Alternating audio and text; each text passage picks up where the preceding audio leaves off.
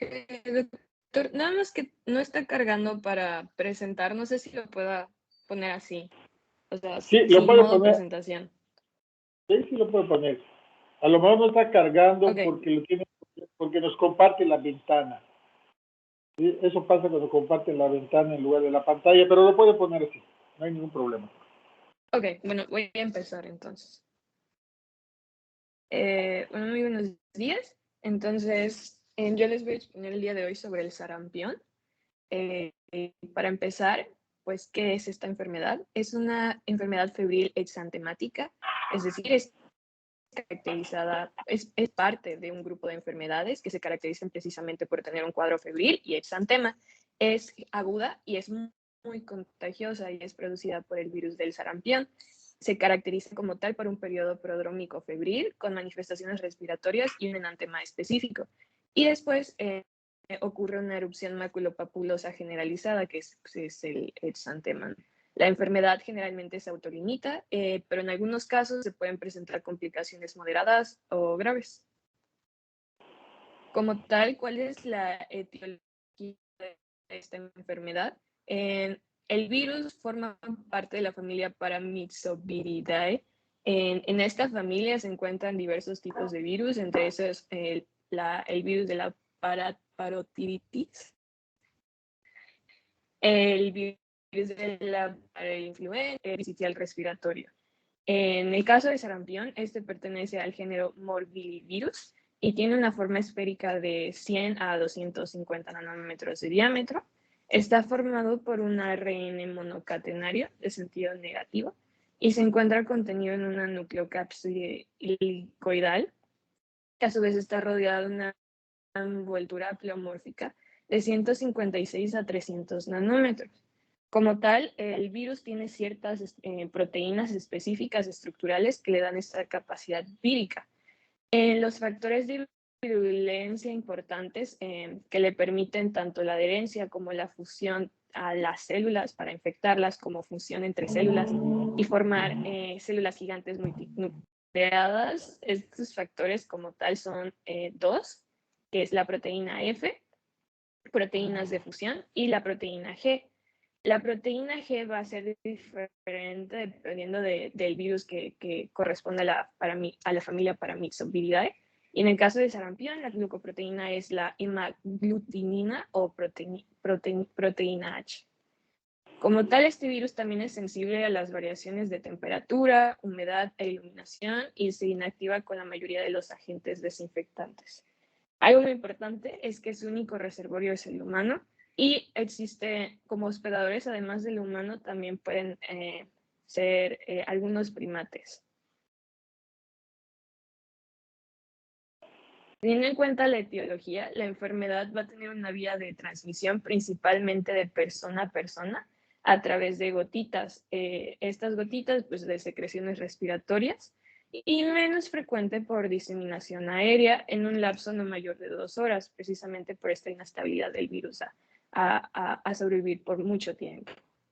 Entre los factores de riesgo importantes, estos los saqué de la GPC. Entonces, el primero que mencionaba, un nivel socioeconómico bajo, baja cobertura de vacunación, que el niño sea menor de 2 años, inmunodeficiencia adquirida, desnutrición grave y deficiencia de vitamina A.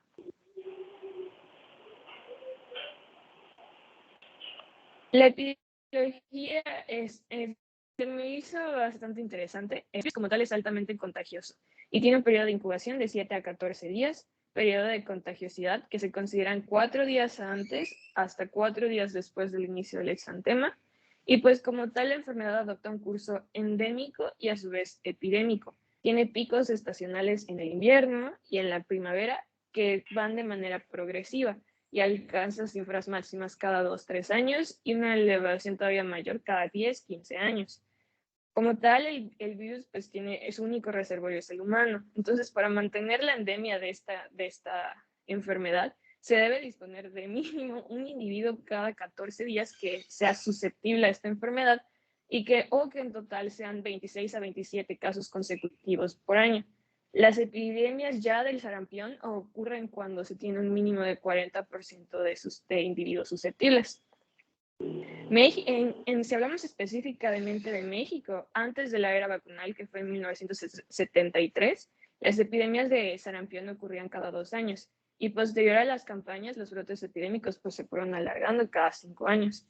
Ya las cifras fueron en declive, eso mencionaba Kumate, pero ocurre una pandemia en 1990 en el que pues existen bajas coberturas de vacunación y se registran cerca de 70,000 casos.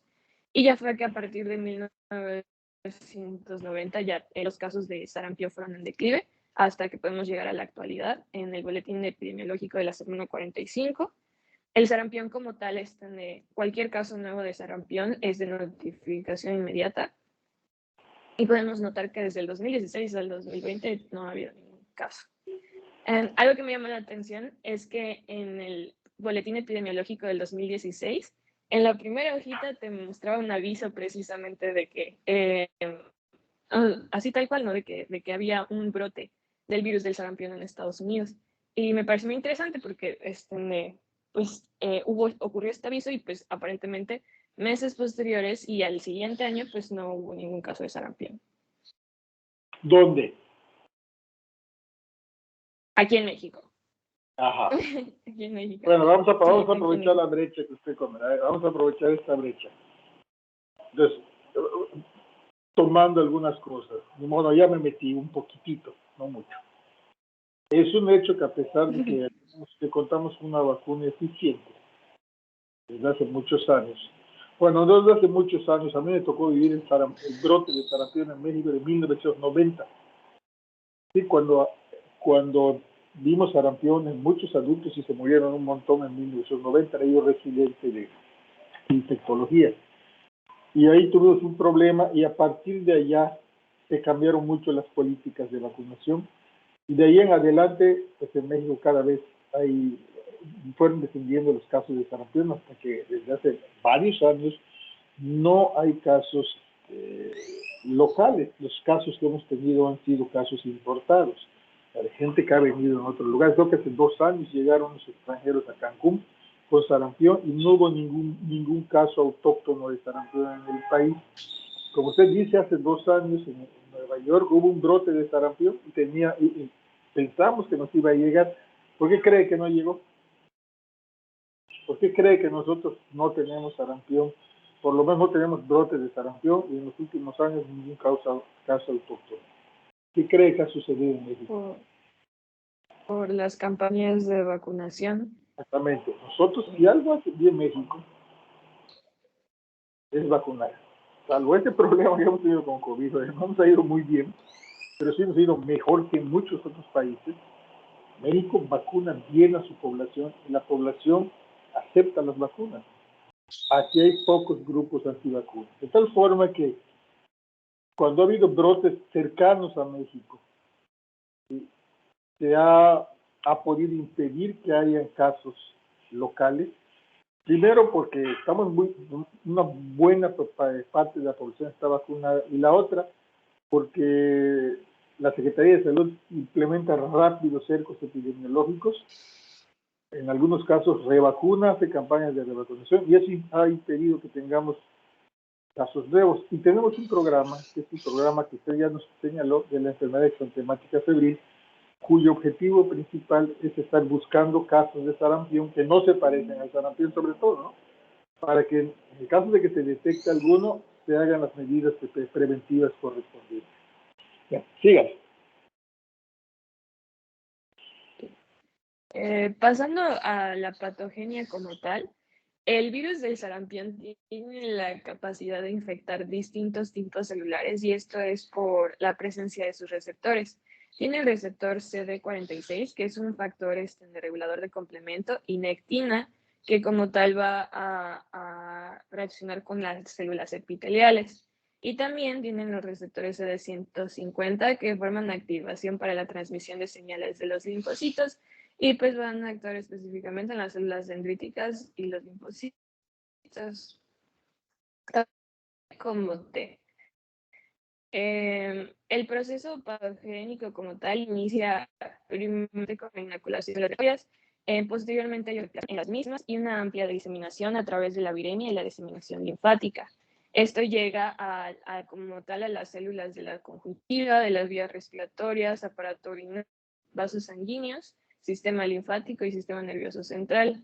La principal característica clínica de esta enfermedad pues, es el exantema y como tal se da precisamente por la reacción de los linfocitos T a las células endoteliales infectadas en los capilares.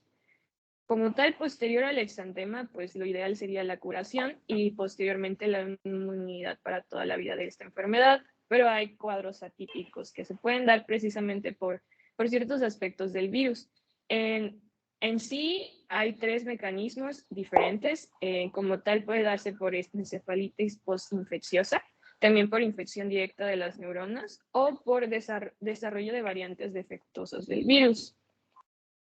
Esto se da en la panencefalitis esclerosante subaguda, que es una complicación derivada del sarampión. En sí, el virus de esta complicación se replica escasamente y se mantiene asociado a las células y origina efectos citopatológicos tanto en las neuronas como en las células dendríticas, me parece. Y su sintomatología, eso es muy interesante, su sintomatología puede ocurrir años, de 7 a 10 años después de la presencia del sarampión. Otro aspecto importante del virus es que tiene una capacidad inmunosupresora, que como tal deprime la respuesta inmunitaria mediada por células y retrasa las respuestas de hipersensibilidad, dando como resultado la posibilidad de la presencia de infecciones oportunistas concurrentes. Como tal, esta inmunosupresión puede durar de semanas a meses después de la infección por sarampión. Con respecto a la anatomía patológica, lo que se puede observar en el tejido linfoide es una hiperplasia y también la aparición de células gigantes multinucleadas, que las podemos dividir en 2, las epiteliales y las reticuloendoteliales. Estas células multinucleadas se les conoce como células de Warthin-Finkelday y son las que le puse en la imagen. En el árbol respiratorio también se observa que las células epiteliales pierden sus cilios y dejan de secretar moco. Y a su vez se ven inclusiones eosinofílicas tanto en el núcleo como en el citoplasma. Las lesiones cutáneas se van a caracterizar por una proliferación endotelial de los vasos, una infiltración nuclear y una necrosis. Una característica muy importante de esta enfermedad que la permite diferenciar de otras son las manchas de Koplik, que como tal son áreas específicamente en la mucosa bucal que forman parte del cuadro clínico específico. Y en sí, en la anatomía patológica se encuentran como áreas de necrosis epitelial sobre un fondo de infiltración mononuclear de las glándulas submucosas. En las complicaciones del sarampión también podemos destacar cierta anatomía patológica, como por ejemplo en la neumonía del recién nacido pueden aparecer células gigantes en las paredes alveolares y en la encefalitis hay una desmielinización de la sustancia blanca, una infiltración perivascular y proliferación de la microglía. Además se puede observar pues, hemorragias petequiales y congestión. Este esquema yo lo combiné. Una parte es del Kumate y otra parte pues es como de la historia natural de la enfermedad. Y esto es como para darnos una idea de cómo se está dando el proceso, ¿no? Entonces, teniendo en cuenta ya del posterior contacto, dentro del primer al tercer día va a entrar a la mucosa faríngea y va a ocurrir la reproducción en los ganglios cervicales regionales y aparece el primer episodio de viremia. Dentro del tercer al quinto día van a aparecer las células gigantes, las células multinucleares, y al sexto ocurre la viremia secundaria. Al séptimo inician las lesiones en la piel y en el 11º inician los síntomas pródromos. Ya a partir de aquí es que ya podemos diferenciar el cuadro clínico, ya estamos pasando el periodo de incubación. Posteriormente la erupción y al 15º día pues, podemos observar anticuerpos séricos podemos observar cómo desaparece la viremia y disminuye el contenido viral en los órganos infectados. Y ya en el último, hay una mejoría del cuadro clínico e inicia desaparición del exantema. Entonces, teniendo en cuenta esto, nuestro cuadro clínico se va a dividir en dos fases: la fase preeruptiva y la fase eruptiva, caracterizada por el exantema. Como tal, los síntomas clínicos comienzan en un periodo de 7 a 18 días después del contagio, teniendo una media de 10 días. La fase preeruptiva se va a caracterizar por una duración de 5 a 6 días y se denomina periodo prodrómico, en el que se caracteriza por distintos síntomas específicos, inespecíficos de cierta manera. Inicialmente está la fiebre, que se presenta de 2 a 4 días y es una fiebre elevada que se puede acompañar de malestar general. También se presenta catarro oculonasal, que es semejante al resfriado común, en el que hay rinorrea mucosa, lagrimeo, fotofobia, conjuntivitis y edema palpebral.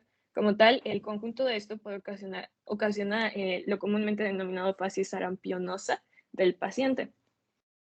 En los casos graves, se pueden observar pequeñas zonas hemorrágicas en el párpado inferior, que son las líneas de Stimson. También se puede producir tos, que no productiva, con accesos pocos frecuentes y persisten de 1 a 2 semanas si no hay complicaciones. Y por último está el enantema, que ocurre en el 50-80% de los casos y empieza 2 días después de la fase preeruptiva y empieza precisamente con las manchas de Koplik, que son las más características. Estas se pueden observar en la mucosa bucal y el Murray mencionaba que también en las conjuntivas y en la mucosa vaginal. Como tal, se describen como granos de sal rodeados de un halo rojizo y son pequeñas, miden de 1 a 2 milímetros. Suelen desaparecer al tercer día de haber brotado el exantema y, bueno, esto es con respecto a las manchas de Koplik. También pueden encontrarse puntos rojos en la faringe, que puede ser motivo de diagnóstico erróneo, y puntos blancos o grisáceos sobre las amígdalas, que se les denomina manchas de Hermann. Y estas regularmente miden 1 milímetro de diámetro aproximadamente. La fase eruptiva, que es la fase del exantema, empieza de 3 a 4 días después de comenzar la fiebre y a lo largo de las 12 o 24 horas siguientes a la aparición de las manchas de Koplik. Como tal, se caracteriza por un exantema maculopapuloso eritematoso que sigue una serie como tal del propio exantema. Inicialmente empieza con erupciones de color rojizo o rojo parduzco que desaparecen a la presión. Comienzan específicamente detrás de los pabellones auriculares, luego a la frente, mejillas, cuello, tórax, miembros superiores y sigue de esa manera en dirección cefalocaudal hasta las extremidades inferiores. Al tercer día, la erupción suele palidecer y al cuarto se vuelve el color parduzco, que no desaparece con la presión y empieza la descamación. Algo importante igual es que la descamación ocurre en todos lados del cuerpo, en los que haya exantema, con excepción de las palmas de las manos y las plantas de los pies. Las lesiones en sí desaparecen en dirección descendente conforme brotaron las mismas y en casos sin complicaciones la recuperación se inicia poco después de la erupción. Ahora sí, las complicaciones que son bastantes derivadas del sarampión pueden ser diversas y afectan a grupos de población específicos. Entre las complicaciones podemos mencionar otitis media, laringotraqueititis, neumonía, bronquiolitis obliterante, que afectan específicamente o tienen el grupo de población en riesgo a niños menores de 2 años. De estas, la más frecuente es la neumonía, tiene una frecuencia de 56 al 85% y se caracteriza por una prolongación o reaparición de la fiebre y pues dificultad respiratoria. También se puede destacar la laringotraqueitis, que tiene una frecuencia del hasta el 50% y se caracteriza por una tríada que es la disfonía, el estridor y la tos traqueal. Otra complicación que es muy grave es la neumonitis de células gigantes, que dentro de su grupo de población en riesgo corresponden a los niños inmunocomprometidos. Y como tal, esta neumonitis se caracteriza precisamente por la infiltración de las células multinucleadas al parénquima pulmonar. Entre sus características es la presencia de esta enfermedad 2 a 3 semanas posteriores a la infección por sarampión y pues inicia como una insuficiencia respiratoria. También se puede presentar diarrea, específicamente en niños con desnutrición o deficiencia de vitamina A, y puede ser durante o después de la fase aguda y se asocia específicamente a bacterias o protozoarios. Voy a pasar al siguiente cuadrito. Estas son otras complicaciones que igual son importantes. Inicialmente, pues podemos observar los cuadros atípicos que les mencioné en el apartado de patogenia. Iniciando con encefalitis aguda por sarampión, su grupo de población en riesgo son los niños y los adultos jóvenes, y entre sus características es una complicación claramente grave y que ocurre entre el segundo al sexto día del periodo exantemático, y son manifestaciones similares a la meningoencefalitis. También puede haber una encefalitis con cuerpos de inclusión del sarampión, que ocurren de 1 a 7 meses después de la exposición al virus. Como tal, se caracteriza por una evolución progresiva y ocasiona secuelas permanentes con una mortalidad muy alta del 75 al 85%. Otra complicación que ya les había mencionado antes, la panencefalitis esclerosante aguda, que se caracteriza por un desorden neurológico progresivo y que a la vez no es muy común. Y pues tiene un desarrollo largo, como tal aparece hasta 6, 8 años después del sarampión, y pues es un deterioro psicointelectual progresivo que es seguido por convulsiones mioclónicas y lleva irremediablemente a la muerte en 1 a 3 años. Entonces, en cuanto a complicaciones, hay muchas más, pero lo voy a describir hasta allá. Entonces, continuando, para el diagnóstico de esta enfermedad, me voy a basar del algoritmo de la GPC, que lleva el título de algoritmo para el diagnóstico y manejo integral del paciente con sospecha de sarampión. Como tal, yo lo quise dividir en 3 puntos, que es básicamente nuestro interrogatorio. ¿No nos puede agrandar el diagrama? ¿No nos puede agrandar el diagrama? Sí. Ahí está. Perfecto. Ok. Bueno, como tal, yo decidí empezarlo por 3 procesos, que es inicialmente identificar en el interrogatorio los hallazgos clínicos y el diagnóstico diferencial. Posteriormente, realizar los estudios de laboratorio junto con el estudio epidemiológico y ya de allá seguir la conducta terapéutica, dependiendo si el paciente tiene complicaciones o no. Esta es una imagen de apoyo, lo voy a explicar por partes. Entonces, inicialmente el diagnóstico se establece en la gran mayoría, eso lo mencionaba en Kumate, el diagnóstico se establece en la gran mayoría de los casos sobre bases epidemiológicas y clínicas. En esta imagen es un ejemplo como tal de lo que mencionaba la GPC sobre lo que deberíamos de interrogar al momento de tener al paciente con sospecha de sarampión. Entre ellos, pues están los factores de riesgo, si el paciente estuvo en contacto con otra persona que pudiera tener una enfermedad febril exantemática, desde hace cuánto, el esquema de inmunización es muy importante. Y también se investigan los síntomas, ya sean correspondientes a la fase preeruptiva o a la eruptiva. Además de nuestro interrogatorio, es muy importante comprobarlo en la exploración física, observando todos los datos de relevancia y específicos del sarampión.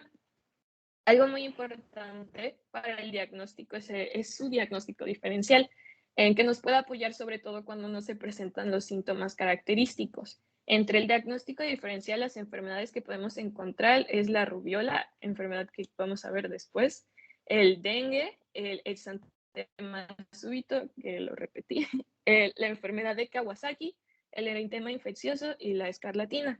Tienen ciertas diferencias en cuanto a sus periodos de incubación, ciertas manifestaciones clínicas y como tal del exantema.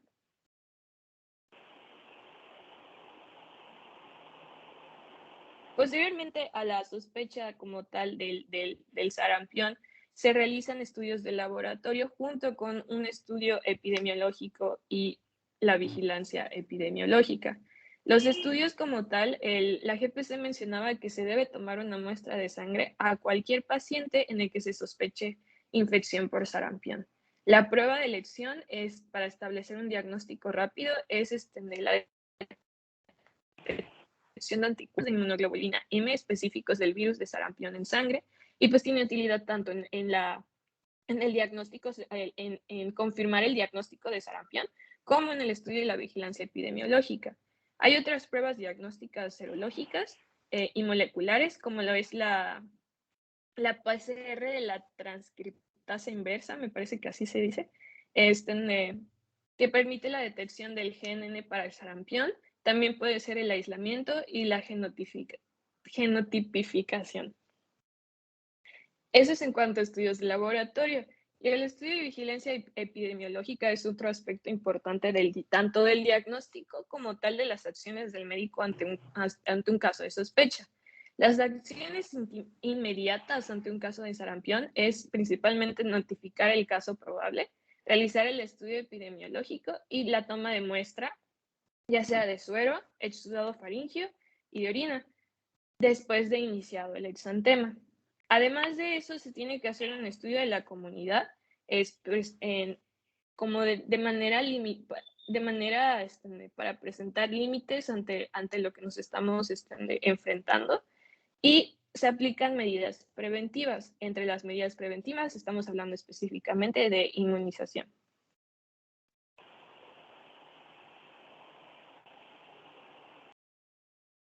Como tal, el tratamiento, no hay un tratamiento específico para el sarampión, por lo que el que tiene mayor importancia realmente es el tratamiento no farmacológico, ya que es un apoyo para prevenir como tal complicaciones graves. Entre el tratamiento consiste en una buena alimentación con aporte adecuado de líquidos orales, así como frutas de alto contenido, tanto en vitaminas A como C. El farmacológico consiste en dos puntos específicos. Primeramente es el control de la fiebre. Como he mencionado, la fiebre suele ser elevada, entonces los medios físicos y ciertos antipiréticos, cuando la temperatura corporal del niño es mayor a 38 grados centígrados, son recomendados. Como tal, se recomienda administrar paracetamol y las dosis recomendadas van de 10 a 15 miligramos por kilogramo cada 6-8 horas. Otro punto es la utilización de la vitamina A, que reduce la gravedad de la enfermedad y también la tasa de letalidad. Se debe administrar específicamente en los pacientes pediátricos y en adultos desnutridos o con algún trastorno de absorción intestinal. Hay cierta dosis que se debe administrar dependiendo de la edad del paciente, y esto es lo que se menciona en el cuadrito de la GPC. Si los niños son menores a 6 meses, se realiza una primera dosis de 50.000 unidades internacionales y una segunda dosis de 50.000. De 6 a 11 meses, una dosis de 100.000 y otra dosis de 100.000. Lo mismo de mayor a 12 meses, la primera dosis de 200.000 y la segunda dosis de 200.000. Y una tercera dosis en seguimiento en casos de signos de xeroftalmia, que se aplica en estos casos la dosis entre la segunda y cuarta semana después de la exposición. Pasando a lo penúltimo, tenemos la prevención, que es muy importante en estos casos. Principalmente esta educación para la salud. Se recomienda a cualquier papá con niño de sospecha de sarampión que evite la asistencia, ¿no?, con datos clínicos de esta enfermedad a guarderías o centros escolares, así como el contacto con otros niños hasta 5 días tras la aparición de la erupción. Eso es en cuanto a educación para la salud. Y la inmunización, pues es lo más importante. Como tal, el virus del sarampión solo tiene un serotipo, por lo que una vacuna atenuada confiere una protección eficaz y completamente segura para este virus. Hay 3 tipos de inmunización que mencionaba Mate. Principalmente está la pasiva, que es en la prevención, se utiliza en la prevención en susceptibles, de personas susceptibles expuestas, cuando se aplican los primeros 5 días después del contacto. Como tal, se utiliza gamma globulina al 16.5% y se aplica por vía intramuscular únicamente. También está la inmunización activa, que corresponde ya a la vacuna triple viral, esa es la que se encuentra aquí en México, que corresponde a la vacuna para el sarampión, la parotiditis y la rubiola.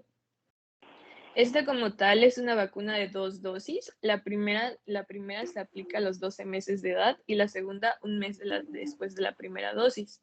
La recomendación en sí es que a los 9 a 11 meses de edad en países donde el sarampión es altamente endémico se debe aplicar y de 12 a 18 meses en países con alto nivel de control o muy baja mortalidad. Una segunda aplicación también puede ser recomendada en rutina o como parte de las rutinas o campañas de vacunación. Existen casos particulares, como cuando se produce una importación o un brote y se debe aplicar la vacuna en lactantes de 6 a 11 meses de edad. La vacuna en sí tiene contraindicaciones cuando en los pacientes hay una reacción grave a alguna dosis previa, está el embarazo, desorden inmunológico congénito o adquirido y antecedentes de reacción anafiláctica a la neomicina. La vacuna también tiene reacciones adversas, entre ellas está el malestar, la fiebre, el rash como tal, de 5 a 12 días posterior a la vacunación, la púrpura trombocitopenia idiopática y raramente encefalitis y anafilaxis. Además de esta inmunización activa, se puede utilizar la inmunización después de un contacto. Eso lo mencionaba Kumate.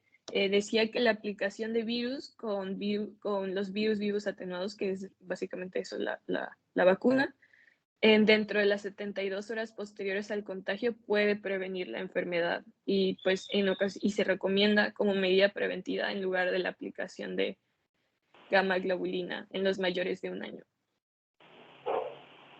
Por último, el pronóstico del sarampión en sí es más grave, se va a presentar de manera más grave en los lactantes y preescolares que en los escolares y en los adultos jóvenes. Y la tasa de morbilidad y letalidad puede ser varias veces más elevada en los primeros.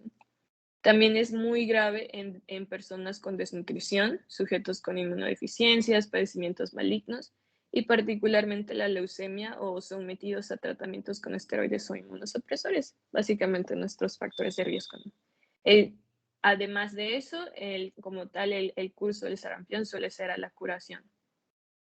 Y al tener inmunidad para esta enfermedad. Y ya, básicamente eso es todo. Perfecto. Excelente, excelente presentación. A ver, vamos a ver rápidamente. ¿Tienen alguna pregunta, duda, comentario?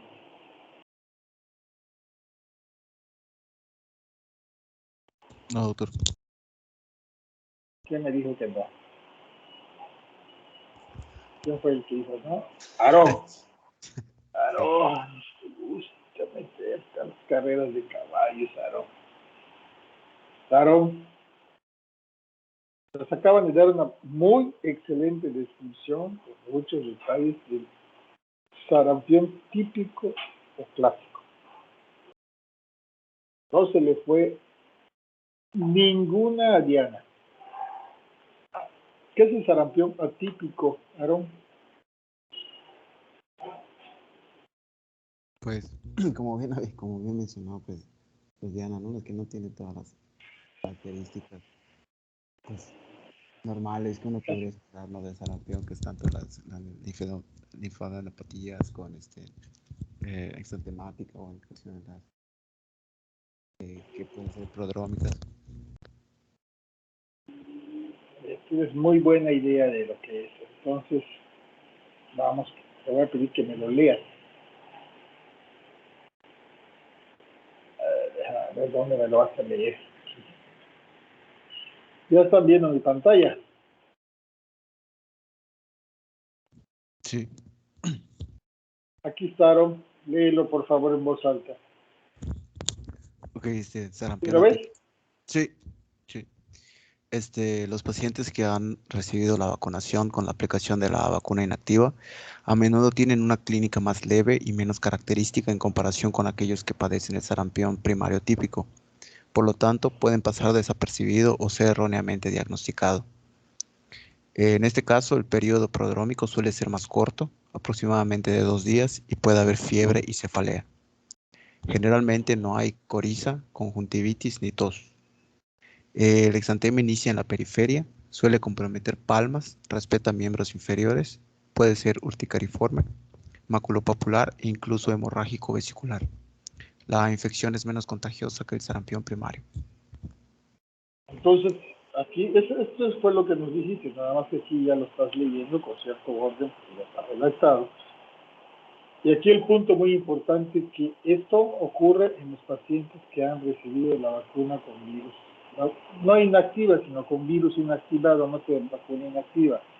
Es un artículo hecho por gente de otro país, pues son maneras de hacer la vacuna con virus inactivado. Entonces eso suele ocurrir en esas personas y se presenta un cuadro clínico más chiquito, ¿sí? Donde la descripción del catarro oculonasal y la forma de aparición del exantema pues no es el que se presenta en el sarampión clásico y por lo tanto nos podemos confundir de alguna manera y pensar primero en otras patologías. Esa es la razón por la que existe el sistema este sistema, digamos, la vigilancia epidemiológica del niño febril con exantema. ¿De acuerdo? Muy bien. Pues vamos a preguntarle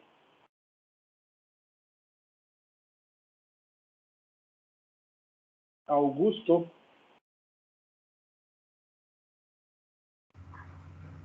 Buenos días, Augusto, profe. ¿Me escucha? ¿es el sarampión modificado?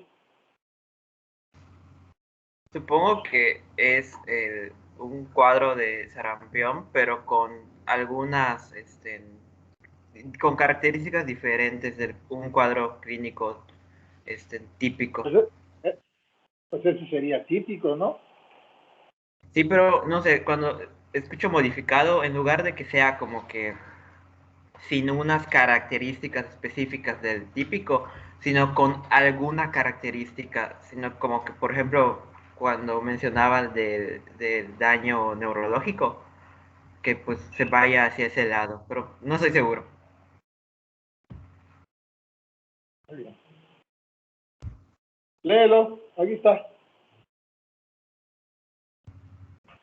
Se observa en personas con algún tipo de inmunidad pasiva, generalmente adquirida de manera artificial con la recepción de inmunoglobulinas. Es una forma leve. Tiempo, detenta ya. Sí, acuérdate que Diana nos dijo que entre las medidas de prevención, ¿sí? En aquellos contactos podríamos hacer dos cosas, ¿sí? Ponerle la vacuna, si está en cierto momento después del contacto, o ponerle inmunoglobulina simple, si está en cierto momento después del contacto. Sarampión modificado es, de hecho, modificado por la mano del hombre. Ya nos dijo, sucede en aquellas personas que tienen una inmunidad parcial, generalmente de tipo artificial, como lo que hacemos para evitar que les dé sarampión o que les dé grave. Síguele leyendo. Es una forma leve, los síntomas son variables y aquellos considerados clásicos pueden ser ausentes. En periodo de incubación es más largo, casi siempre 3 semanas de duración. Clínicamente es más benigno que el primario. Es un sarampión más chiquito, que se puede parecer más a la rubiola que al sarampión,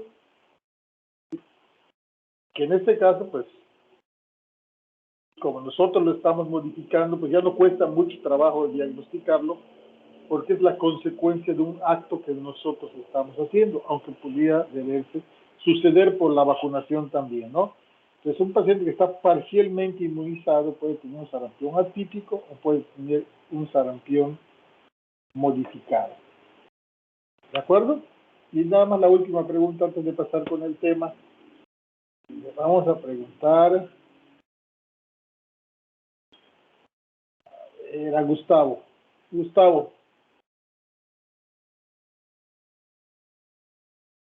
¿estás, Gustavo? Sí, doctor, dígame. Gustavo, ¿cómo esperarías que le dé el sarampión a un paciente inmunocomprometido? ¿qué forma clínica esperarías que le diera? ¿Clásica, atípico o modificado?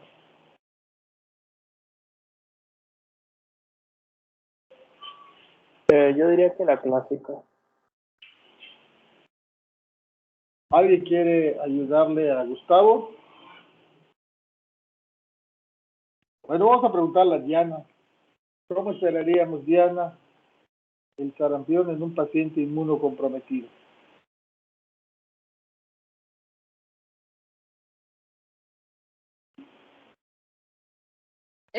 Yo igual sospecho de que se vería la clásica de forma grave y tal vez se presentarían más complicaciones, precisamente como mencioné en la exposición. Hay ciertos grupos de riesgo, específicamente a los pacientes con inmunocompromiso, que se pueden presentar complicaciones graves. Perfecto. Entonces esperaríamos una forma grave y una de esas formas graves tiene nombre. A ver, Gustavo, lee aquí. Sí, sarampión en pacientes inmunocomprometidos.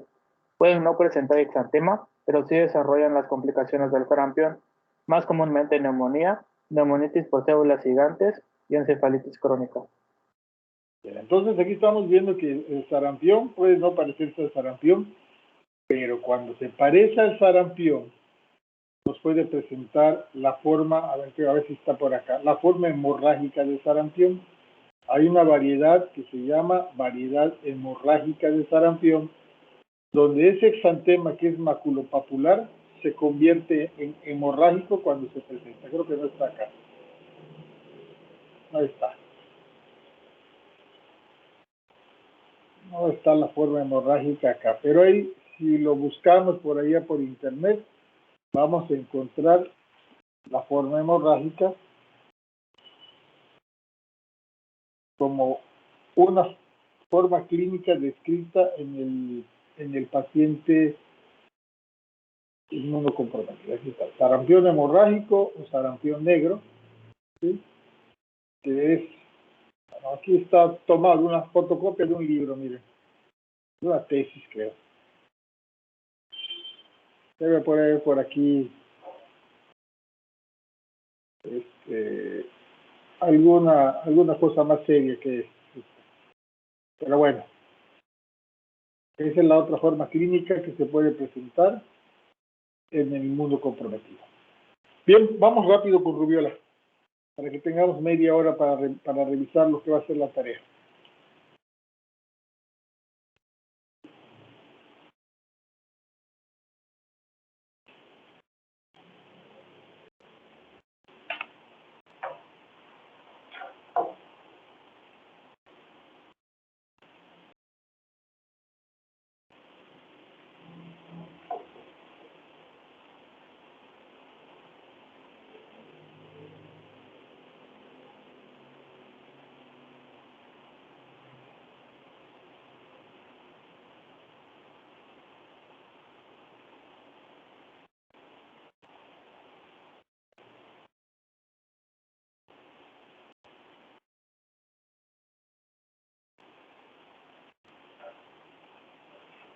Adelante, Eduardo. Buenas, dígame, ¿sí me escucho? Sí, si te escuchas. Ok, perfecto, pues como dijo el maestro, pues vamos a empezar con lo que es la rubiola. Sí, está bien. Que sí. Bueno, pues de manera general, pues la rubiola es una infección vírica contagiosa en la que su principal causa de defectos congénitos se pueden prevenir mediante la vacuna, que de hecho parte de esto ya lo comentó la compañera Diana, y pues igual voy a hacer un pequeño énfasis más adelante. La que sigue, por favor. Anda. Bueno, esta gráfica del Kumate menciona que aproximadamente desde el 2013, bueno, no, más específicamente desde el 2011 ya nos están presentando casos de rubiola, ni de rubiola, pues vamos a llamarla normal o rubiola congénita. Esto debido a las campañas de vacunación que se han presentado en el país, porque como vemos aproximadamente en el 2004 habían 700 y antes un poquito más de casos de lo que es rubiola. En la que sigue. Sin embargo, bueno, no sé si lo alcanzan a ver, pero por ejemplo, en datos del 2018 sí mencionan que en cuanto a rubiola, hubieron 2 casos en México y en 2 casos en los Estados Unidos. La que sigue. Y acá tenemos en lo que es en la región de las Américas o Latinoamérica, cómo ha ido pues disminuyendo y cómo han ido apareciendo los casos de rubiolas. Ahí está el que mencioné en el 2018 y el dato más reciente que se obtiene fue el del 2019, que se presentaron 3 casos en Colombia y, perdón, 3 casos en Argentina y un caso en Chile. Estos fueron en este caso fueron de rubiola, pues, como dije, pues normal, por así llamarlos. La que sigue. Bueno, en diversos países pues han estado adaptando los programas de vacunación antirrubiola y por eso ha ido disminuyendo, como se vio en la gráfica, drásticamente los casos pues de esto, ¿no? Por ejemplo, ahí se menciona que aproximadamente 168 y 194 países han introducido la vacuna antirrubiola, lo que ya le da una cobertura aproximadamente del 69% a nivel mundial. Y, por ejemplo, ahí se ve cómo de entre el 2000 al 2018 disminuyeron un 97% los casos de rubiola. Sin embargo, los que aún existen mayormente se encuentran en las regiones de África y Asia sudoriental, que son las que tienen menos cobertura en cuanto a las vacunas. La que sigue, por favor. Ok, en cuanto a la etiología, pues el virus de la rubiola va a ser el único miembro de lo que es el género rubivirus, que junto al género alfavirus van a conformar a lo que es la familia Togaviridae. En cuanto a lo que son estos togavirus, específicamente la rubiola, va a ser un virus envuelto con un genoma de ARN, que bueno, no sé si lo llegan a ver ahí en la primera imagen, como que tiene así como algo allá adentro, de cadena positiva, con forma más o menos esférica, pero mencionan que es relativamente apelomórfico, es decir, que pues tiene variaciones en cuanto al tamaño y la forma pues, de la célula. Y en cuanto a tamaño, va aproximadamente de 60 a 80, perdón, nanómetros. El genoma se organiza de manera similar a lo que son los alfavirus y lo van a codificar las proteínas P150 y P90 no estructurales, ya que estos van a ser los que van a mediar la replicación de ARN viral y la transcripción y proteínas de la cápside estructural, junto a lo que van a ser E2 y E1. En este caso, E2 y E1 van a ser las primeras proteínas en expresarse, lo que va a generar un control del número de copias del genoma viral. Esto debido a que, por ejemplo, en el caso del E1 va a tener funciones de licasa, lo que va a ser esencial para la replicación y transcripción. Y el E2 va a ser como que su complemento, sin embargo, va a tener también funciones de segregación genómica y encapsidación. Puede crecer en diversos cultivos de tejidos y cuenta con un solo tipo antigénico. Va a ser un virus inestable, por lo que puede ser inactivado por lípidos, tripsina, formalina, luz ultravioleta, pH y calor extremo. La que sigue, por favor.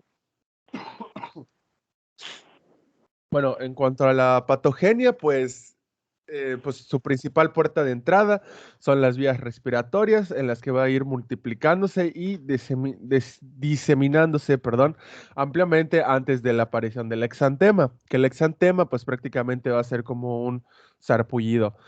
Esto se menciona ya que en diversos laboratorios se ha encontrado por ejemplo, en laboratorios de heces, orina y sangre se han encontrado el virus antes de que haya inclusive una sintomatología. Lo que es la enfermedad adquirida después del nacimiento suele ser benigna.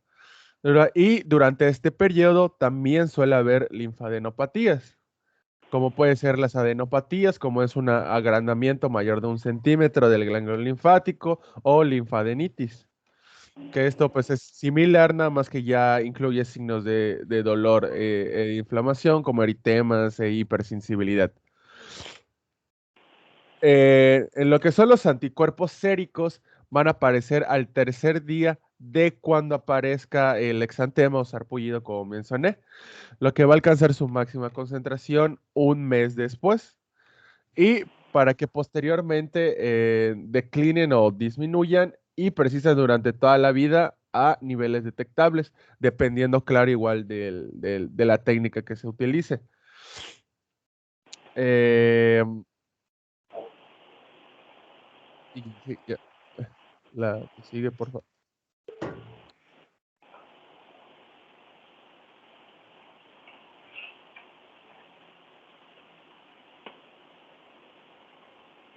Bueno, en cuanto al virus de la rubiola, pues sí va a afectar las células por captación endocítica y una reacción de la fusión de membrana por la proteína A1 viral, que como mencioné, pues esta es una de las que va a ayudar para la replicación y transcripción. En este caso, la estructura posfusión de E1 va a revelar un ion, lo que va a formar un complejo en la punta de la membrana de interacción de la proteína, que son independientes del calcio.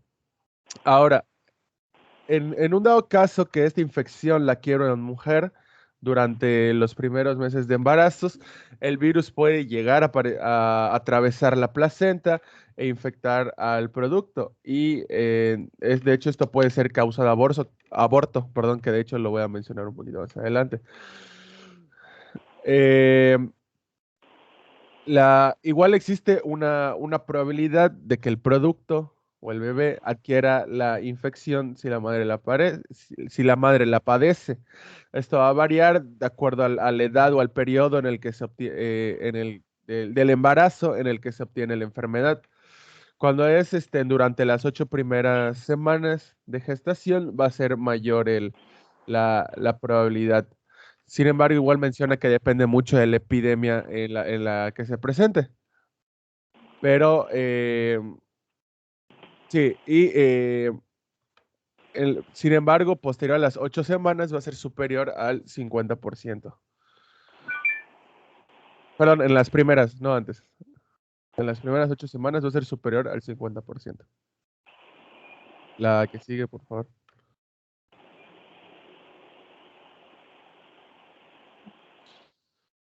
Bueno, en cuanto a la anatomía patológica, pues sí se menciona que hay pocos estudios histopatológicos sobre la rubiola adquirida posterior al nacimiento, ya que como mencioné, pues siempre normalmente va a evolucionar de forma benigna.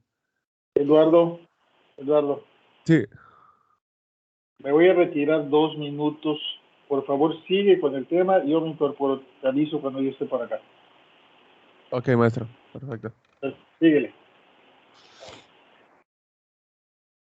Bueno, y como mencioné, pues en este periodo pues se pueden llegar a presentar lo que son las linfadenopatías, como, como lo pueden ser, perdón, como ya mencioné, como puede ser una adenopatía o linfadenitis. Esto va a estar acompañado de lesiones inflamatorias moderadas en la mucosa nasal, en la faringe y del exantema cutáneo. La que sigue.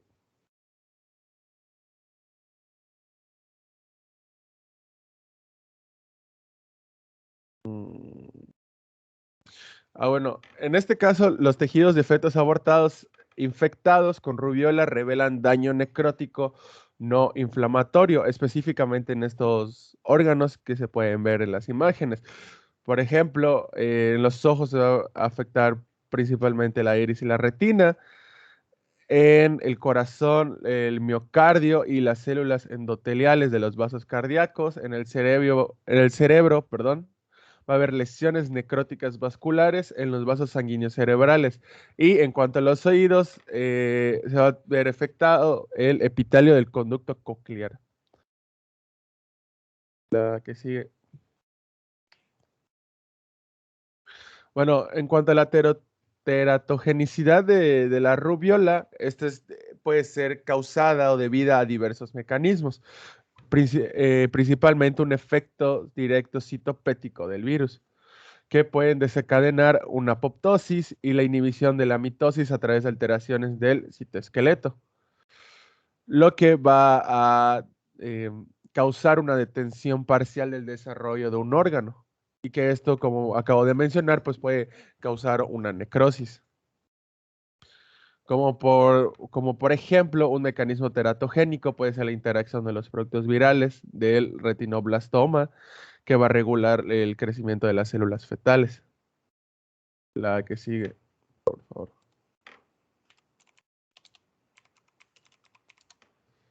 A ver.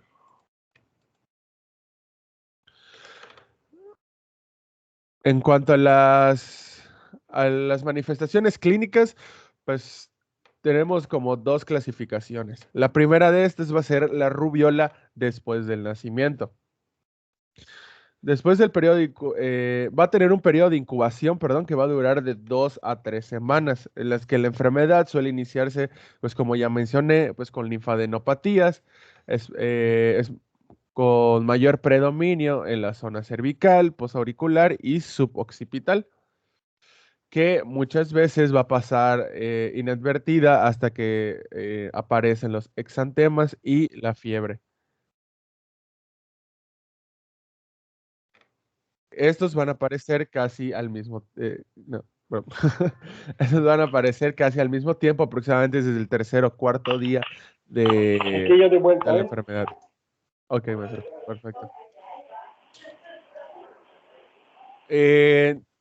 Aquí también va a existir lo que va a ser un periodo febril, en la que va a presentarse lo que son las adenomegalias, que principalmente van a ser dolorosas y persistentes durante varias semanas.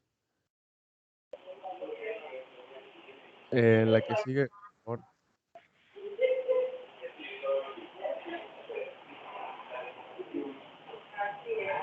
Ok,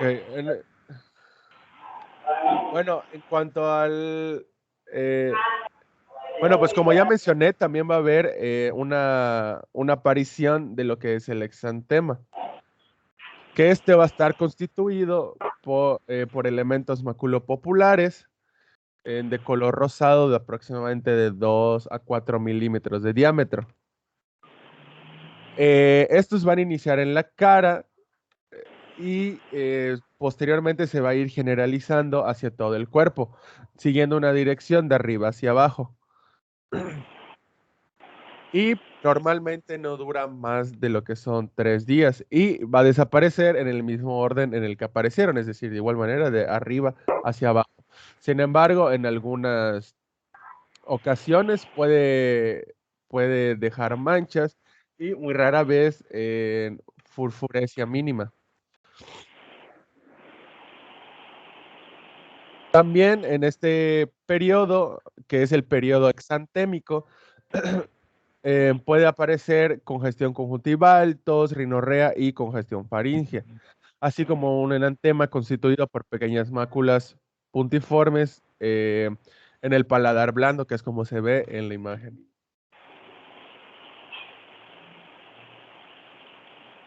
La que sigue, por favor.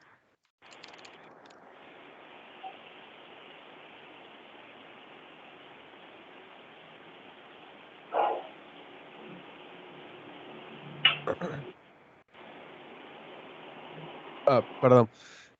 Bueno, y la segunda clasificación, de la, como mencioné, pues en este caso va a ser la rubiola congénita, que en las primeras semanas del segundo trimestre son los periodos más vulnerables del embarazo para el desarrollo del síndrome de rubiola congénita. En sí, pues tiene pocos defectos anatómicos si la rubiola materna se adquiere después de lo que es la semana 17. En el caso del paso transplacentario del virus, puede causar aborto, prematurez o un producto con diversas lesiones. Sin embargo, también se puede llegar a presentar sordera, cataratas y algún tipo de cardiopatía congénita. La que sigue, por favor.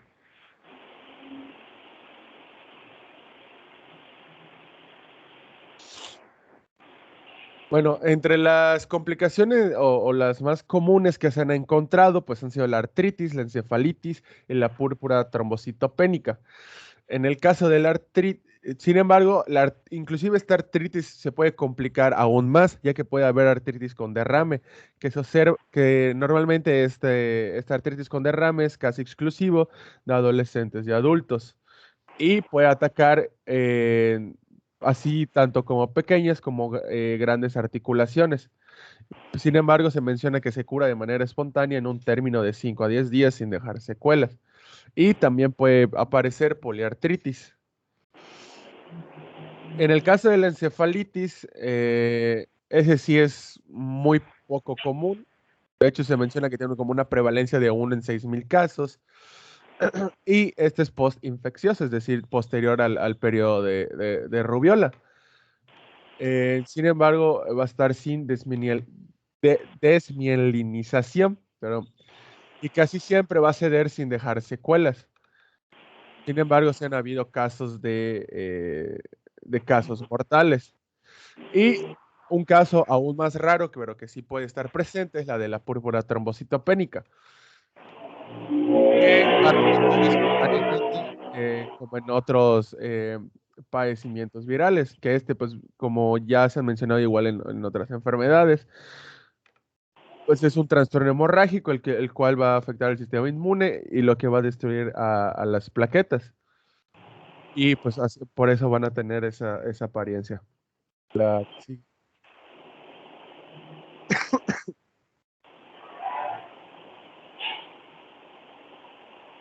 Bueno, se menciona que en este caso, en cuanto al diagnóstico, en ciertas ocasiones puede ser difícil. Sin embargo, una técnica más recomendada, la que sería como un estándar de oro, sería la prueba lisa, de las cuales se tendrían que tomar dos pruebas, una en la fase aguda de la enfermedad y una en la fase de convalencia, en la que sigue. Sin embargo, entonces, si ocurre una aparición de anticuerpos, esto confirmaría eh, el diagnóstico. En el caso de las mujeres embarazadas, debe realizarse una prueba de anticuerpos antirrubiola como parte del control prenatal para identificar a las que tienen riesgo. La detección de anticuerpos indicaría inmunidad contra la rubiola y protección contra la infección intrauterina. Ahora, en un dado caso de que alguna prueba haya salido de manera negativa, se debe realizar de nueva cuenta en un plazo de 2 a 3 semanas. Y si esta también vuelve a ser negativa, se repite 6 semanas posteriores. Ahora, si esta prueba que se realizó 6 semanas después también sale negativa, pues eso se interpreta como que pues evidentemente no ha habido ningún contacto con la rubiola. La que sí.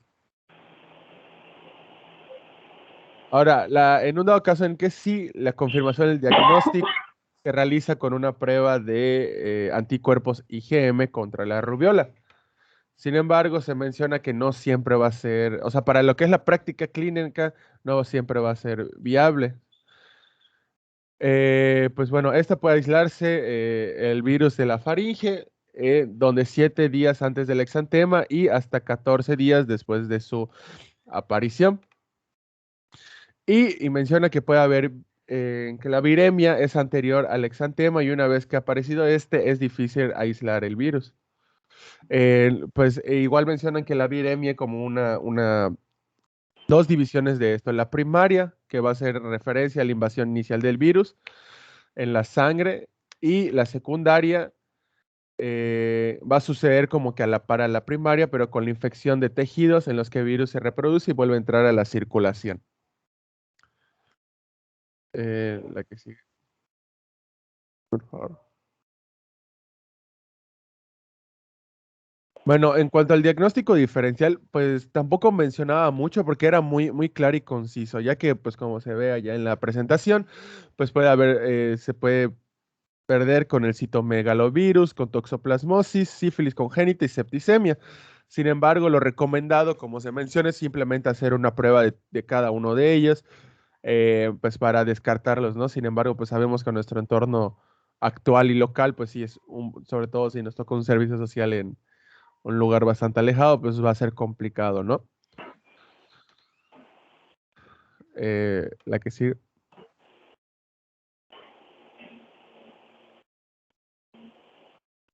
Bueno, en cuanto al tratamiento, se menciona que no va a haber un tratamiento específico como para curar la rubiola, ya que esto se va a tratar más bien de acuerdo a la sintomatología que se va a ir presentando.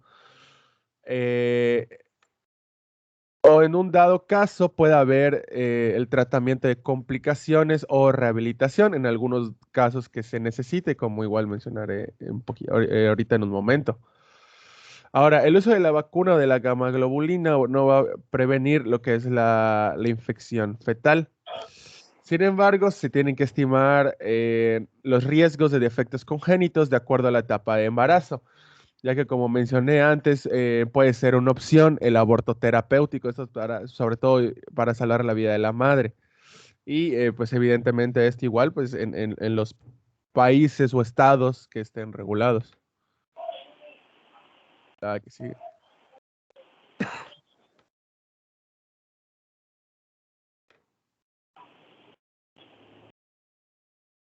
Bueno, en cuanto a los factores de riesgos, pues la verdad he estado investigando y pues principalmente el factor de riesgo que existe ahí es simplemente no haber recibido la vacuna contra la rubiola, ya que pues como vimos, o sea, inclusive puede ser congénita, puede ser durante el periodo de embarazo, o sea, es de todos y para todos, ¿no? O sea, no hay otro, un factor de riesgo característico.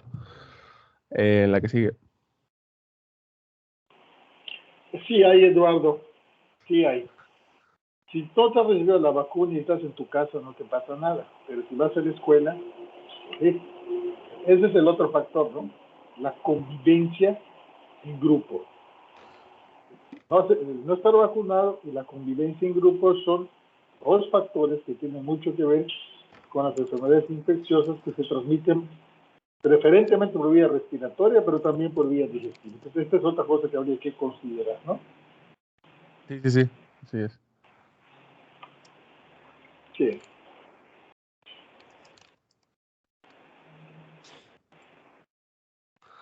Bueno, en cuanto a la prevención, pues la primera y la más obvia, pues tenemos a lo que es la vacunación, que como mencioné, pues es lo que ya mencionó la compañera, que en este caso puede ser la doble viral o la triple viral.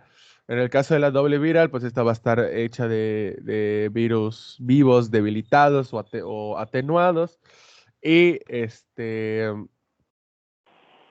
esta va a proteger principalmente contra lo que es el sarampión y la rubiola. Eh, y se menciona, bueno, en el caso de la perdón, sí, ajá, hay la doble o la triple viral, que prácticamente pues es lo mismo, nada más que pues se va la triple viral, la principal característica es que también va a proteger contra la parotiditis. Y pues lo demás ya la comentó la compañera. En el caso de la gamma globulina se mencionaba que ya no es recomendado su uso, sobre todo pues como se mencionó, ya se comprobó que no tiene un efecto terapéutico, sobre todo preventivo, porque antes daban gamma globulina como para evitar la rubiola congénita. Y lo otro sería el aislamiento, que esto únicamente va a estar justificado o debe hacerse en los recién nacidos con rubiola congénita. La que sigue, por favor.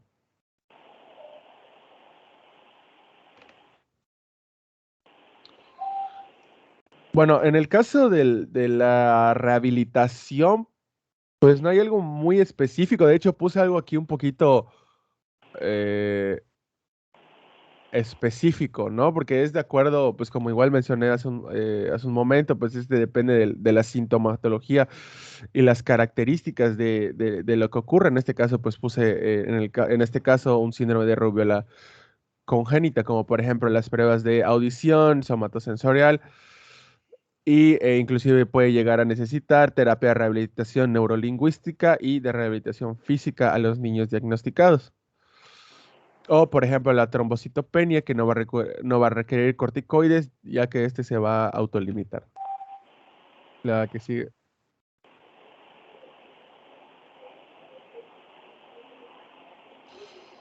Bueno, en el caso de la rubiola adquirida, es decir, que se haya adquirido posterior al nacimiento, es muy bueno, ya que, pues como mencioné, pues va a ser una enfermedad benigna que se va a tratar, que se va a tratar y curar en pocos días.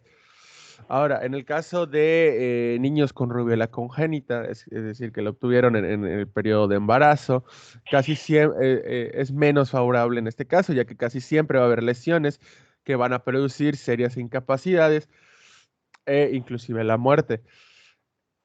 Y como complemento, igual mencionaban que en estos va a haber unos patrones de crecimiento en- que van a modificar, pues evidentemente, pues su talla final, ¿no? Mencionaban tres, que uno va a ser dentro de lo que cae normal, solo que va a haber va a estar persistente por debajo del percentil 5.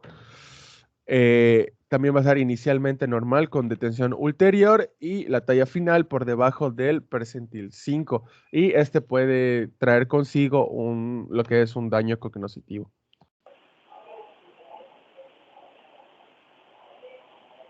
Y ya esto. Perfecto. ¿Alguna pregunta o duda?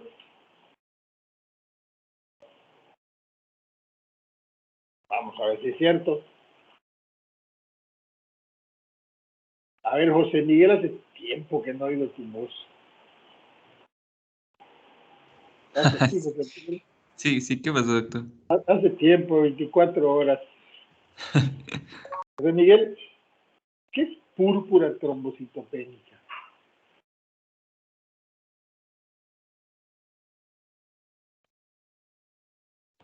Es como una clase de hematoma, ¿no? Es diferente de un hematoma. No, hematoma es hematoma. José Miguel. Ah, no, lo estoy confundiendo con petequias, perdón. Bueno, Sí, sí, bueno, sí, es que se ve ya como dijiste la clave. que se ve como La petequia. clave es petequia. O sea, la púrpura se llama púrpura, pero es color rojo, ¿no? Y Sí. se caracteriza por petequias principalmente. ¿Sí? Puede tener, como tú lo dijiste, puede tener hematomas, que es el extremo del sangrado, ¿no? O puede tener equimosis. O sea, una púrpura se le llama al color rojo de la piel, ¿sí? Púrpura, color rojo. O sea, un exantema puede ser una púrpura. Hay púrpuras vasculares, hay púrpuras trombocitopénicas, ¿sí? Entonces, púrpura se refiere a color rojo. Y el dato clínico de púrpura, cuando hablamos de púrpura, es el color rojo, y puede ser petequia, puede ser equimosis, y con menos frecuencia hematoma, que es el extremo del sangrado de la piel. Es el color rojo de la piel, puntiforme, este, o petequial, hemorrágico, o con bola, como es, tú dijiste, es la púrpura.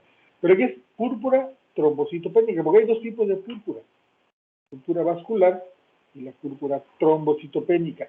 En el caso de las enfermedades exantemáticas, son púrpuras vasculares, porque la lesión está en el vaso, y la lesión del vaso da ese aspecto de color rojo. Es una púrpura vascular infecciosa. También lo vamos a ver cuando veamos la rickettsiosis. También hay púrpuras vasculares inmunológicas que entran entre el grupo de las colagenopatías. Pero en el caso estamos hablando de púrpura trombocitopénica. ¿Qué es lo que acompaña a esta púrpura para decir púrpura trombocitopénica?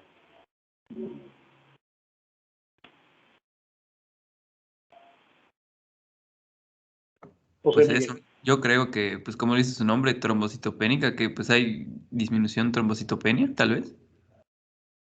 ¿Hay qué? Que no sé yo. Trombocitopenia, o sea, porque pues destrucción de plaquetas. ¿Qué tienen las plaquetas? Pues disminuyen, ¿no? Están bajas, ¿no?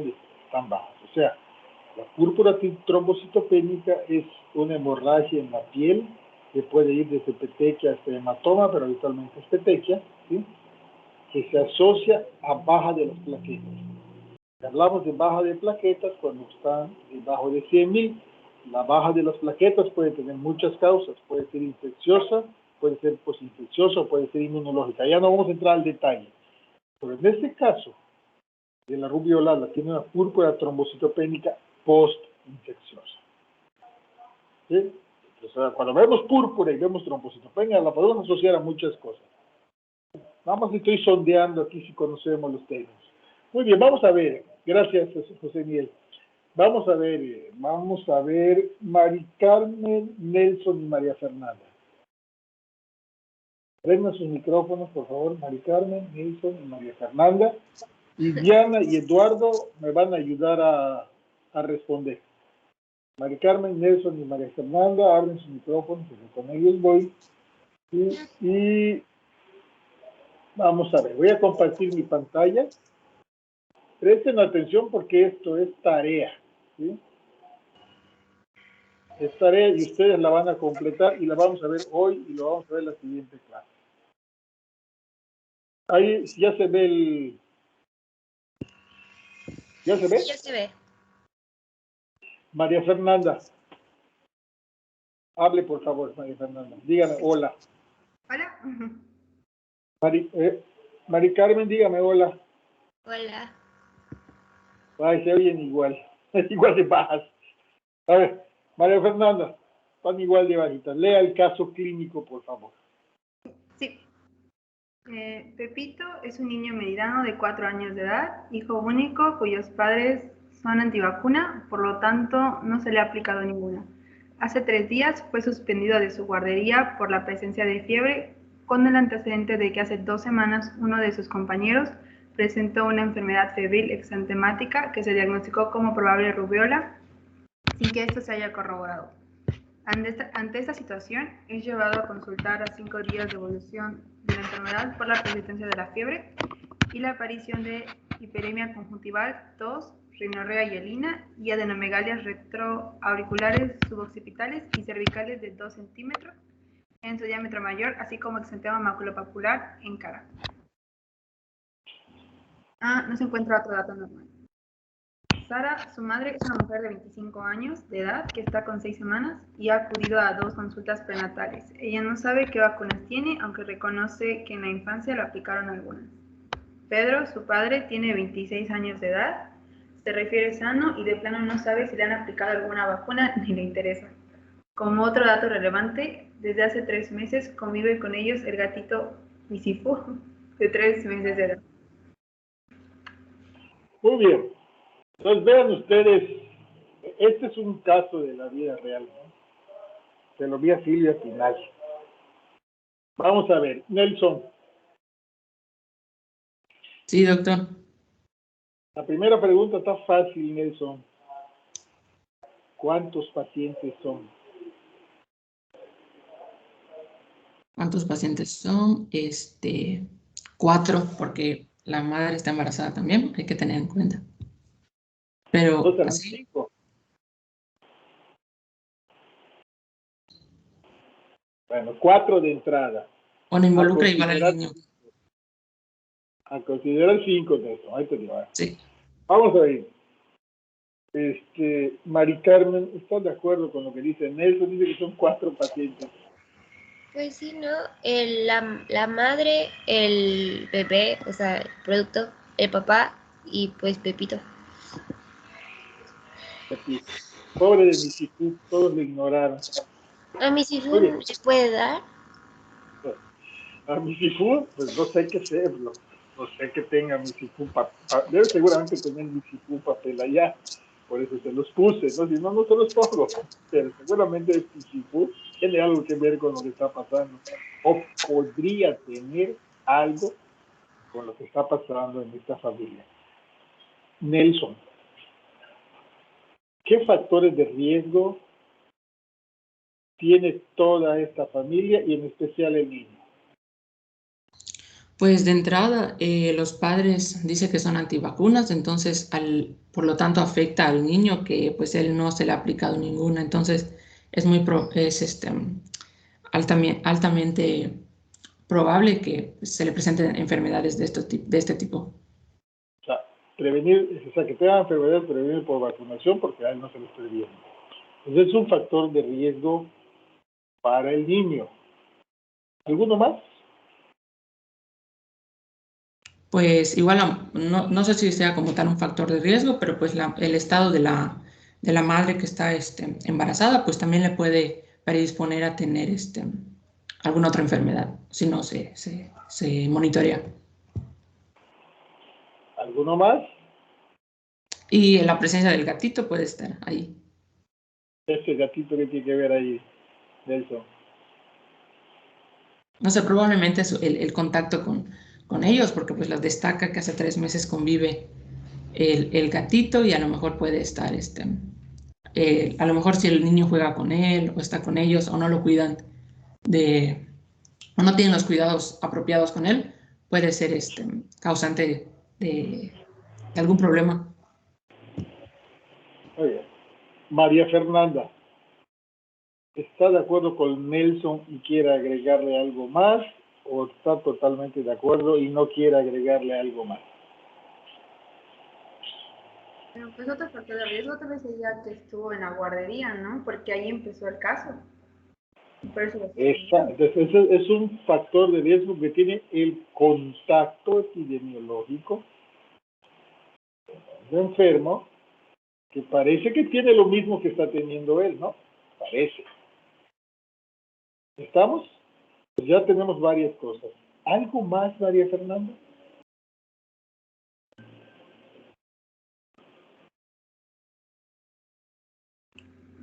Creo que no. Mari Carmen, Creo que solo les ¿está de agregaría. acuerdo con todo o le agregaría algo más?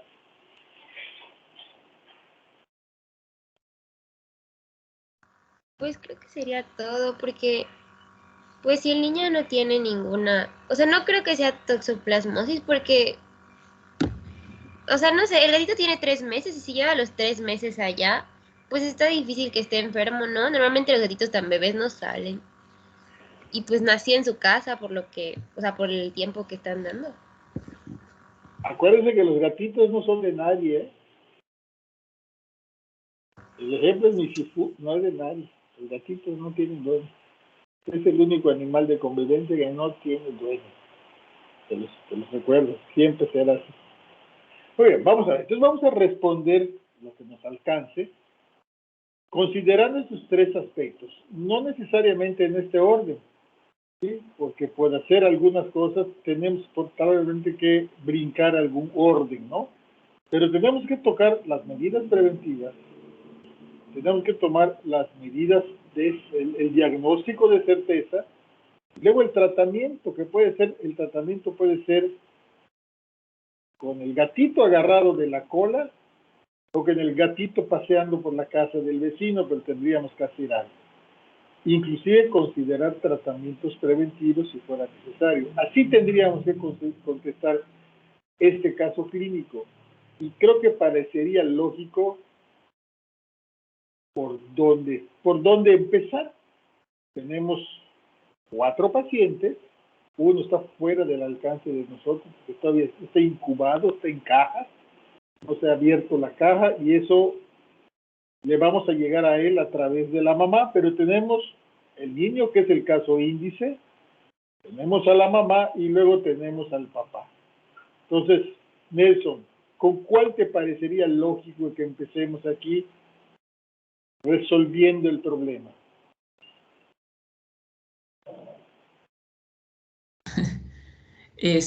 Con el niño, creo. Con el niño. Pues, ¿qué haríamos con el niño, Nelson?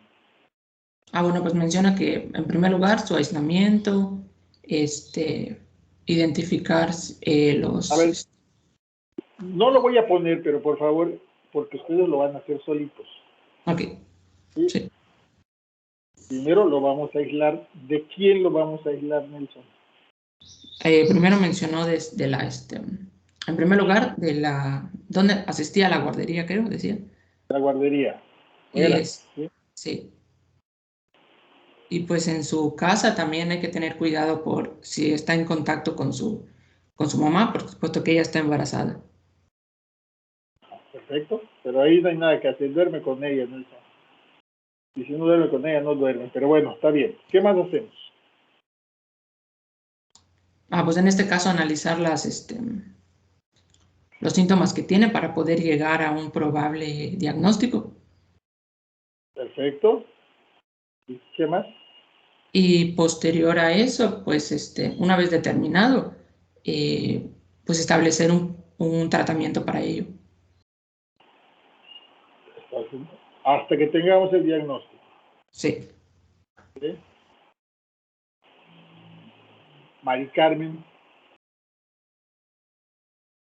Sí, doctor.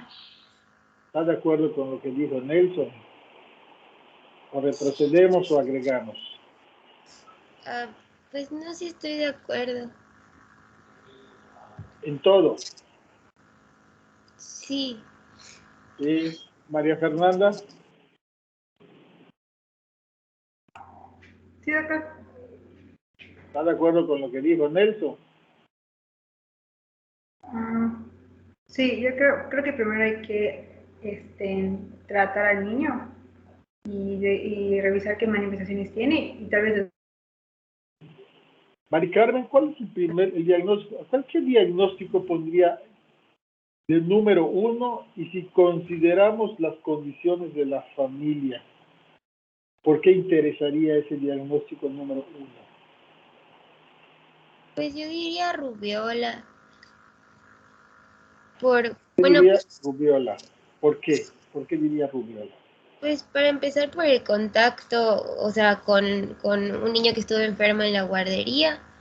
Y aparte que son antivacunas, ¿no? Es algo como muy característico de que, o sea, la mayoría de los niños si están vacunados, pues es raro que presenten esas enfermedades, pero en este caso, el contexto de que son papás antivacunas, pues está más propenso a que sea alguna de esas enfermedades. Perfecto.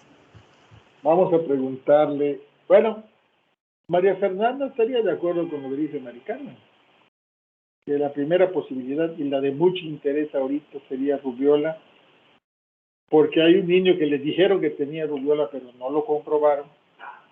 No lo comprobaron, es muy importante. El niño no tiene vacunas y tiene un cuadro clínico similar al que pareció. Y Mari Carmen dice que la primera posibilidad de interés, sobre todo por las condiciones del núcleo familiar, es el diagnóstico de rubiola. Se tendría que investigar. ¿Estás de acuerdo con eso, María Fernanda? Sí, aquí estoy. Sí, Sí, bueno, está.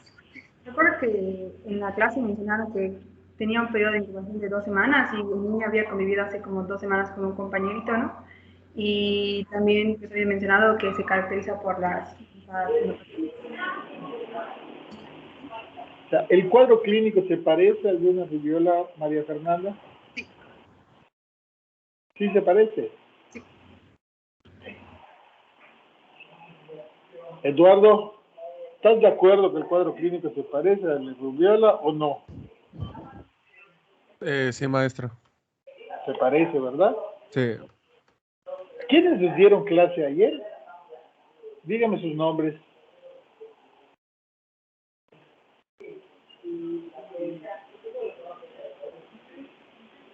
Ay, no me hagan revisar la lista. ¿Quiénes fueron? Pues en el caso del cólera fui yo, Alan, y también Ajá. hicieron Sí, otros. yo di mononucleosis, Saraí. ¿Quién? Saraí. ¿Podría esto parecer mononucleosis?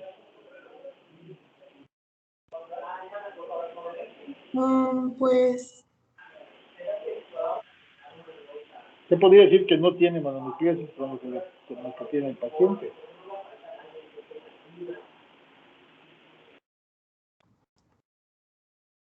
¿Puede poner los síntomas, doctor, otra vez? Ahí está, tiene fiebre, adenomegalias y exantema. Eso es lo que tiene. Fiebre, adenomegalias y exantema. Pues no se parece. O sea, los síntomas principales de la mononucleosis no son esos. Se puede presentar exantema, pero normalmente se da cuando se da antibiótico. Y pues en este caso no menciona nada. Pero puede presentarse para ahí sin antibiótico. Generalmente cuando le damos antibiótico lo provocamos. Es una provocación, pero se puede presentar sin antibiótico. No se parece, pero no lo podemos descartar. ¿Quién nos dio toxoplasmosis?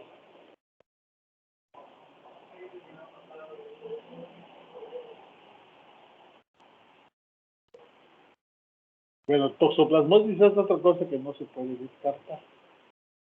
La fiebre ganglionar, aunque tiene ciertas cosas que parecerían no ser de esas. Los momentos, los tiempos, el sitio de aparición del exantema, pero son cosas que no podemos descartar tajantemente, porque si no la medicina sería muy fácil, ya tendríamos el diagnóstico. ¿De acuerdo? Entonces, ¿qué haríamos con la mamá? Nelson, en este momento. Pues yo había, con la mamá había pensado, si no tiene nada, pues si se podría aplicación de vacunas, pero pues por su forma de pensar estaría un poco difícil. Bueno, lo único que harías con la mamá es aplicar una vacuna. ¿Fumas, Nelson? Mande. ¿Fumas? No. Hay que aprender. Ahorita te digo por qué. María Fernanda, ¿qué haríamos con la mamá? No va a hacer caso, Nelson, no va a ser que aprendes y me echas la culpa. María Fernanda, ¿qué harías con la mamá?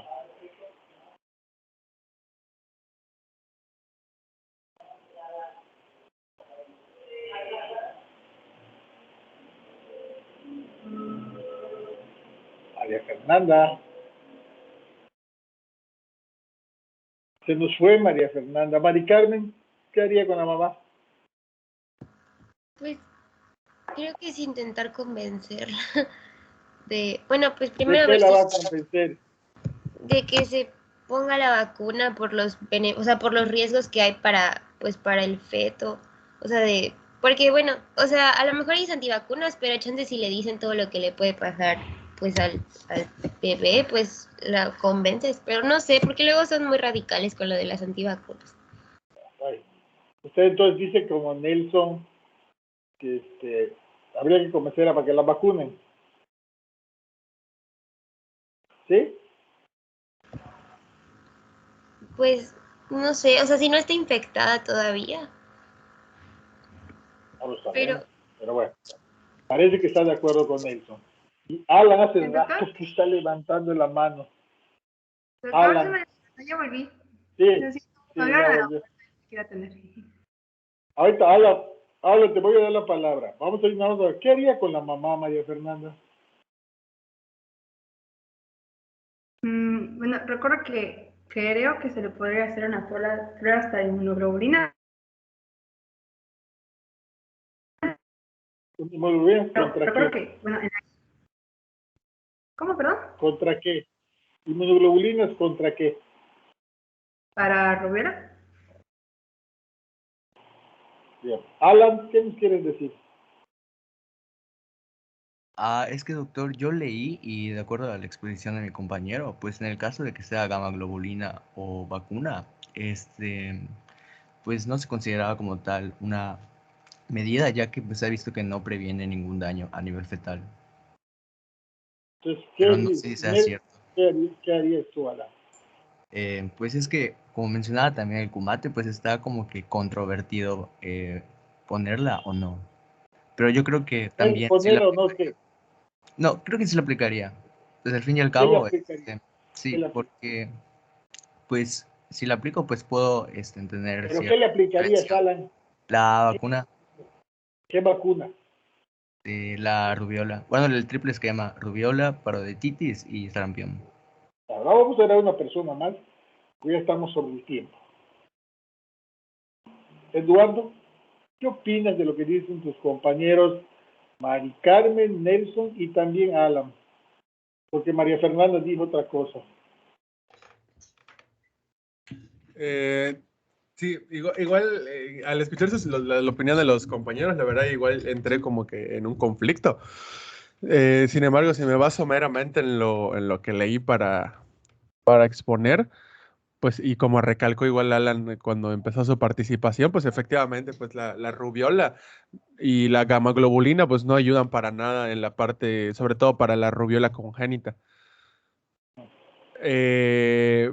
Yo creo que lo principal, lo que principalmente, bueno, nada más antes de hacer mi comentario, no sé si pudiera mostrar cuánto tiempo lleva de embarazo.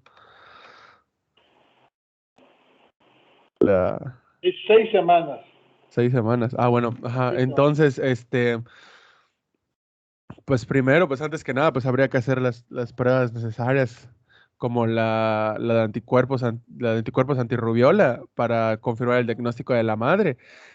Eso es lo que dice María Fernanda. Sí, porque pues primero hay que confirmar que tenga rubiola, porque si es así, pues efectivamente, sobre todo que es menor a las 8 semanas, pues tiene un alto riesgo el producto, ¿no? Ni en un dado caso, pues, de que sí se confirme el diagnóstico, pues es muy probable que pueda adquirir, pues, rubiola congénita. Y evidentemente, pues también habría que hacer un análisis del producto, o sea, ya sea con ultrasonido o los estudios respectivos para ver si no se requiere algún tipo de aborto terapéutico, ya que ya pasó aproximadamente 2-3 semanas desde el contagio. Nada más, Eduardo, ¿se le puede hacer PCR a un niño para el diagnóstico de rubiola, sí o no? A ver, ¿cómo fue, doctor? ¿PCR a quién? ¿Se puede hacer PCR para rubiola?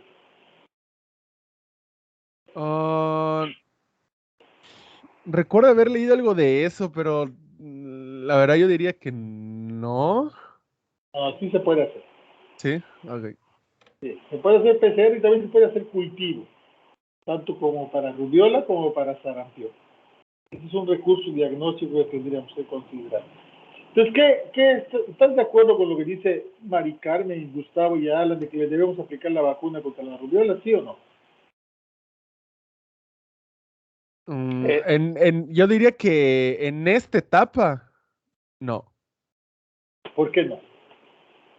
Porque, pues, como mencioné igual, pues no previene nada. Primero hay que confirmar diagnóstico y pues está en etapa pues, de embarazo. ¿Y eso qué tiene que ver? Ya estamos sobre el tiempo, se los digo yo. Digo yo. No le podemos aplicar a ninguna mujer embarazada vacunas con virus vivos atenuados, salvo excepciones. En el caso de la rubiola, la vacuna contra la rubiola es una vacuna de virus vivo atenuado y es teratogénica. No se le debe aplicar a alguien que esté embarazada. Y cuando se le va a aplicar a una mujer en etapa fértil, se debe primero descartar el embarazo. Entonces, Nelson, Alan y Mari Carmen, no vayan a hacer eso porque puede tener, si el niño no tiene rubiola y le aplicamos la vacuna, va a tener el niño, el recién nacido puede tener rubiola congénita, pero vacunal. Así que cuidado. Entonces, en este caso, lo que debemos hacer es primero ocuparnos del paciente, diagnosticarlo y en consecuencia ver qué hacemos con la mamá. O lo que dijo María Fernanda y lo que dijo Eduardo. Si nos preocupa mucho el aspecto de la rubiola, ver cuál es el estado inmunológico de la embarazada respecto a rubiola. Tenemos dos momentos. O esperamos hacer el diagnóstico en el bebé y después hacemos algo en consecuencia con la mamá. O adelantamos un paso con la mamá, ¿sí? A ver qué decimos después cuando salga el resultado del bebé. ¿Está claro? Bien, estamos sobre el tiempo, de hecho ya nos pasamos. Voy a subir este caso clínico y por favor trabájenlo con los equipos que están en Wadi virtual. Contesten esas preguntas con todo lo que se les pueda ocurrir o todo lo que se les pueda, porque va a haber una segunda parte. Entonces, no me hagan la historia natural de la fiebre tifoidea. Háganme bien esto, porque vamos a regresar con esto el lunes con una segunda parte. ¿De acuerdo? Maestro, disculpe, no entendí. Entonces, o sea, no se va a subir, nada más lo o sea, vamos a responder lo que nos solicitan y lo vamos a revisar el lunes. O sea, esto es en lugar Van de a, tareas de la historia natural, ¿no? no van a hacer la historia natural de la fiebre tifoidea. Cancelada esa tarea. ¿De acuerdo? Esa queda cancelada. Lo que quiero es que trabajen esta. Ahorita voy a subir este archivo a Teams donde dice caso clínico niño con enfermedad exantemática. Y la van a trabajar con estas preguntas en equipo, pero con los equipos que están en Wadi Virtual. El lunes la voy a revisar y voy a ponerle más preguntas que van a contestar. Y esa es la que vamos a subir como tarea, como una tarea.